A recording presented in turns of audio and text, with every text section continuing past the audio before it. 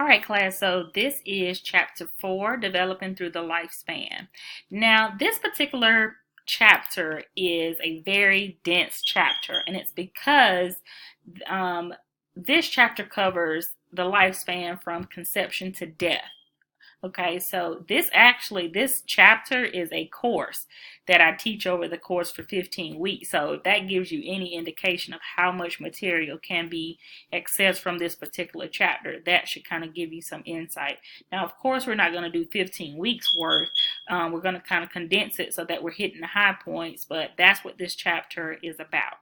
So first thing, I want you to be familiar with how developmental psychology is defined.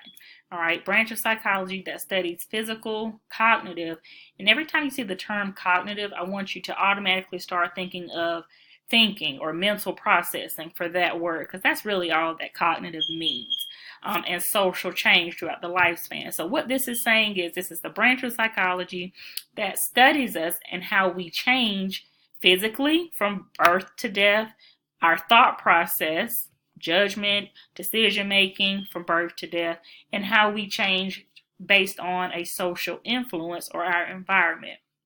So really that is what developmental psychology is all about. And please excuse my alarms that are chirping in the background.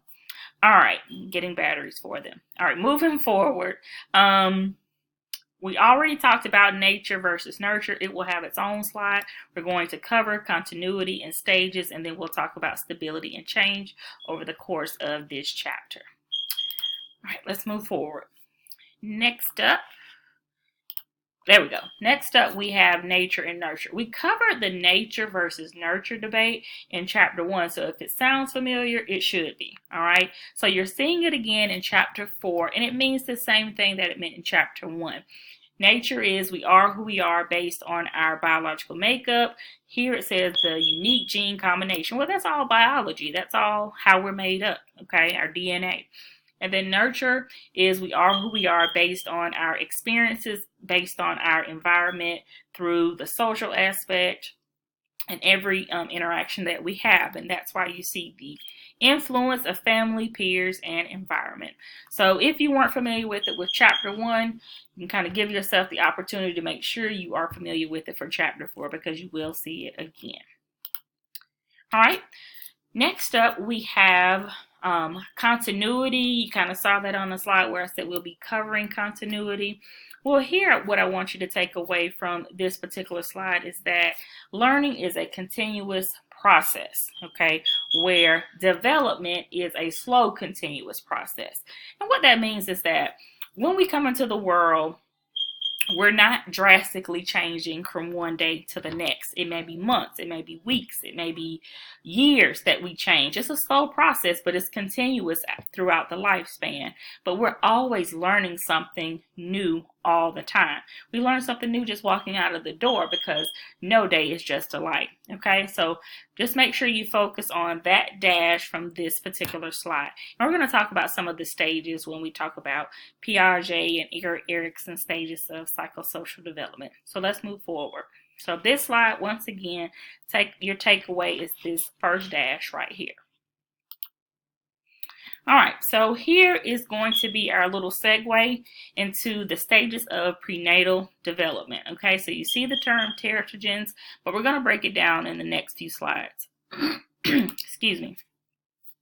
So here, you will definitely be asked about the stages of prenatal development. You will be asked what the stages are: zygote, embryo, fetus, and then I'm going to give you scenario questions about each of those stages, okay?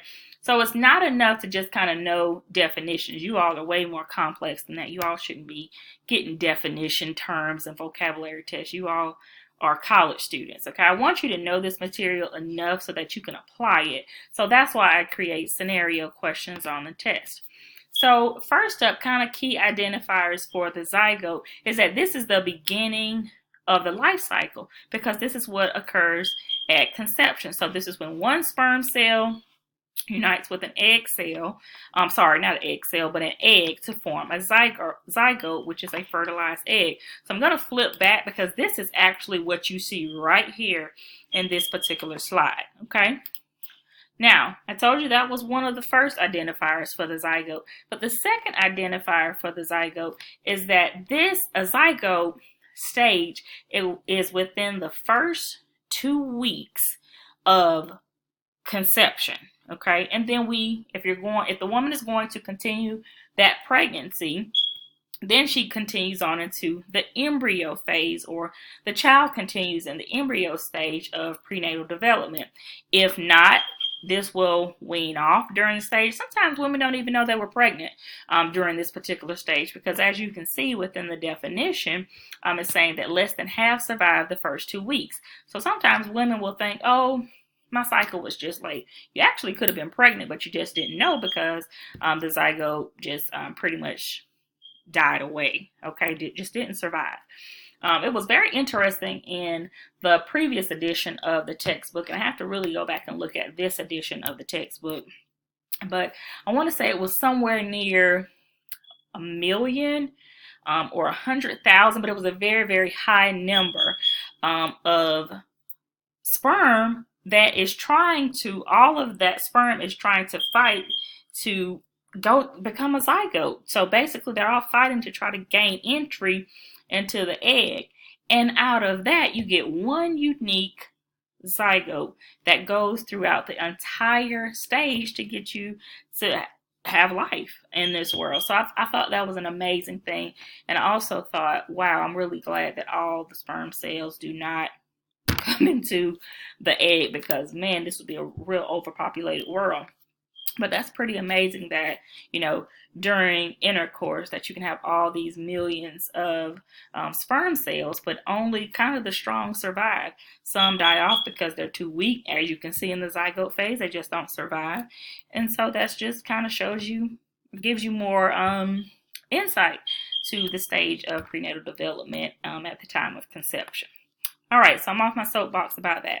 Continuing on with the stage embryo for the prenatal stage of development, this is the process, or this is the time frame where the zygote has lived up until the 2 weeks and is continuing on. So here you see that the embryo is now developing into a human organism, and from about 2 weeks until the second month, this is the continuous process of fertilization. So the babies don't look so cute during this stage. They kind of like to have like a little alien head shape, and their fingers are malformed, and some of them don't even have all of that yet. It could look like just a little peanut, but that is during that embryo phase. And then going into the fetus stage, this is from the second month until 9, well, I'm not going to say until, but second month pretty much until you have the child. So that's the fetus stage. So what I want you to know is those key identifiers, and really some of the key identifiers for these prenatal stages of development is really going to be their time frame. Because I may ask you a scenario question where I'll say, Lillian was pregnant, and unfortunately, due to her alcohol use, she lost her baby at 8 weeks. What stage of prenatal development was she in? Okay, based on that, your answer to me should be very easy. This should be the embryo stage, because you see here 9 weeks.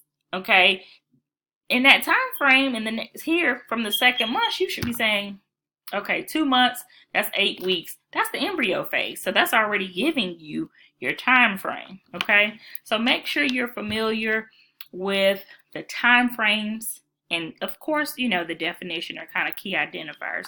You'll be just fine with the stages of prenatal development. So now that we're kind of continuing talking about the prenatal stages of development, we have to be aware of things.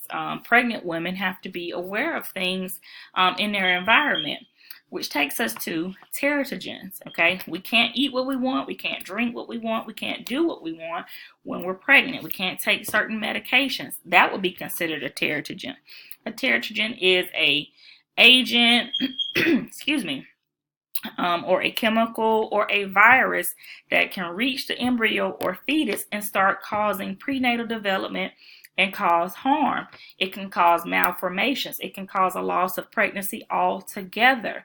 It can cause impairments in the cognitive development, their thinking pattern. The child could be developmentally delayed, which means that this could be a child that should be on third grade level, but due to the child having exposure to a teratogen, that child could be on a kindergarten level, just on a cognitive thought processing, mental processing level, because during their stages of prenatal development, a teratogen was released, okay, during that stage. So I want to just give you an idea of some of the teratogens, all right? So one teratogen would be STD, sexually transmitted disease, okay? You can have, I had experience with when I was working in an eye clinic, where a mom had brought her baby in. It was actually her appointment, but the mom had brought the baby in, and the baby's face was covered in herpes because the baby was having a herpes outbreak, and the child was crying pretty much the whole time of the visit. And I felt so horrible for that child because it seemed like the child was in excruciating pain. Now, I will often have students that will say, well, how in the world did the doctor allow her to have a baby and she had a herpes outbreak? And I have to have a real world conversation with students. Guess what? Not everybody goes to the doctor. Sometimes people will show up to the hospital and the baby's coming and it's no turning back. You have to have the child vaginally. There's no C-section at that time because the child is coming. And so unfortunately, you're passing that on right to the child. So the child's being born with herpes. So that's just one example. And I think I have a picture that I'll show you all in just a second. So we talked about STDs, drugs. Now, it's not only street drugs, but it can also be prescribed medication, and it can also be over-the-counter medication. Now, typically, with the prescribed medication, your doctor is not going to prescribe you something knowing that you're pregnant. But let's say you were prescribed something before you were pregnant and you continue the use.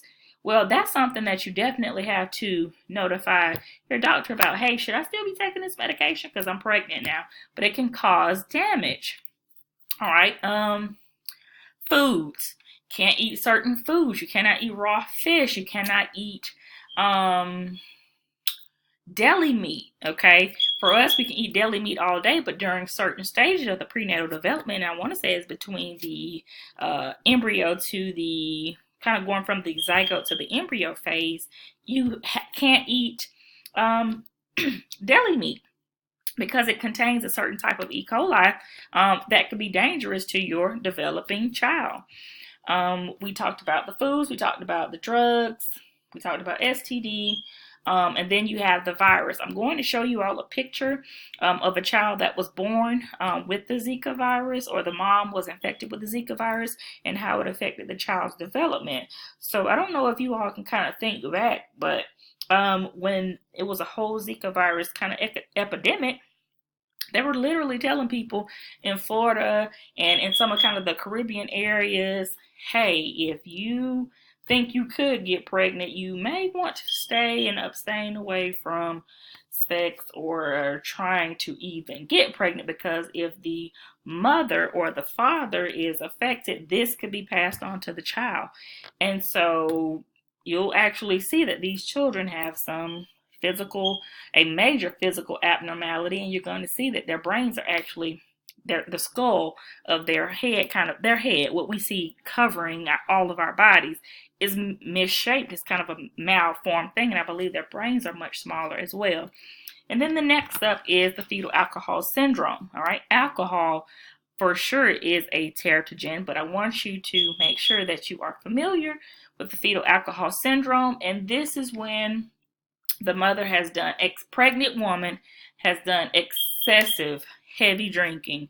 And it will cause physical, cognitive, there's that word again, all right, cognitive abnormalities in children, where the physical signs would be a small, out of proportion head, and then abnormal facial features, where it's kind of a wide gate of their eyes versus a child that does not have that particular abnormality.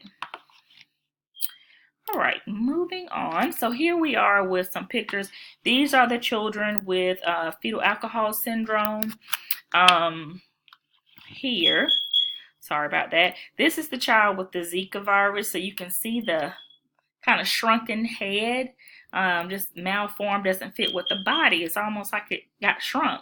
And then this is the child that was born with herpes. Again, like I said, everybody doesn't go to doctor's appointments. Sometimes people just show up and, hey, the baby's coming, and the doctor has to deliver the baby through the vaginal canal. Just part, it happens. All right, so just wanted to give you all an idea of that. All right, moving forward, want you to be familiar with habituation. I really want you to focus on the definition from the textbook. I'm going to flip to the textbook right now. I apologize that I was not ready with that, but nevertheless, I am coming.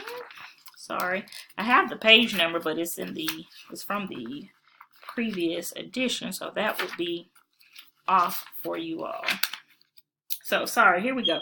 So habituation, you can find that on page 121 in your textbook. Okay, so make sure you are familiar with that term. All right, maturation, just think of the term as maturing. Definitely need to know the definition, but maturation is the natural biological growth process that we all go through, okay? And so it enables change in our behavior. Are you the same person that you were 5 years ago? Probably not, okay? Because we learn. Again, learning is a continuous process. Maybe we're much better than what we are. That's the hope, is that maturation naturally occurs, and that is growth. Okay, are you making the same decisions that you made when you were 14, when you were 13, 15, 16?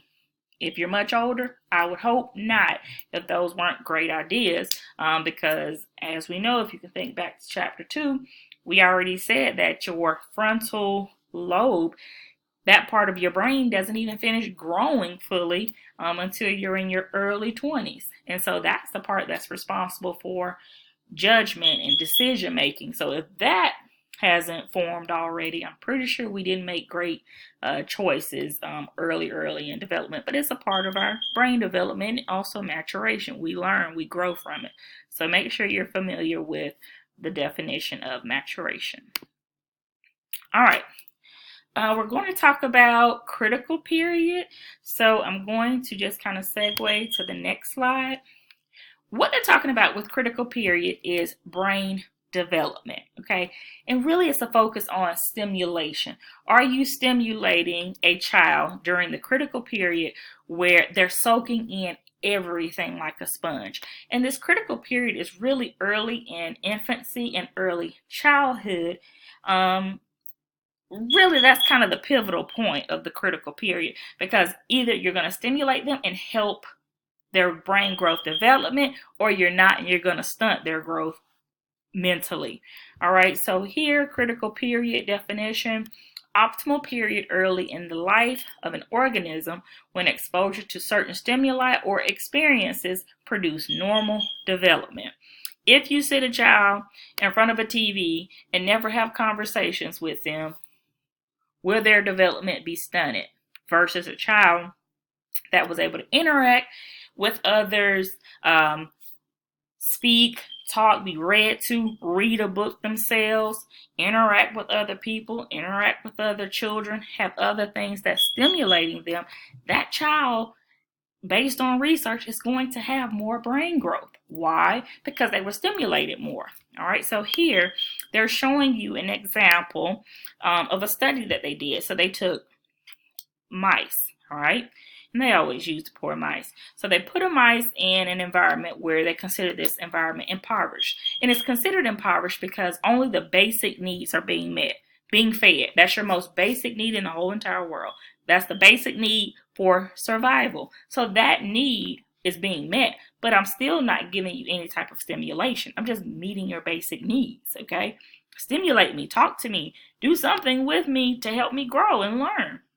Well, that's not happening here, and that's why it's called impoverished. So here they're showing you the brain cell of the rat that is not being stimulated. Now, you put the rat with a group of rats looks like they have some type of little gym, and it's other rats in there, and of course their basic needs are being met. But guess what? It's a stimulating environment. Okay, they're not alone. They're learning. We learn from other people. They're learning from other rats. They're doing something, but they're not there alone, not being stimulated at all. And so here is showing you the brain cell in the rat just based on stimulation. So that's why it's so important. I kind of get on my soapbox to students at this particular time, where I tell students it's very important to stimulate children. And it's very important to stimulate children early. It's important to have conversations with them early, because children will meet you where you are. If you do baby talk and you do that with children, guess what? That's where they're going to meet you.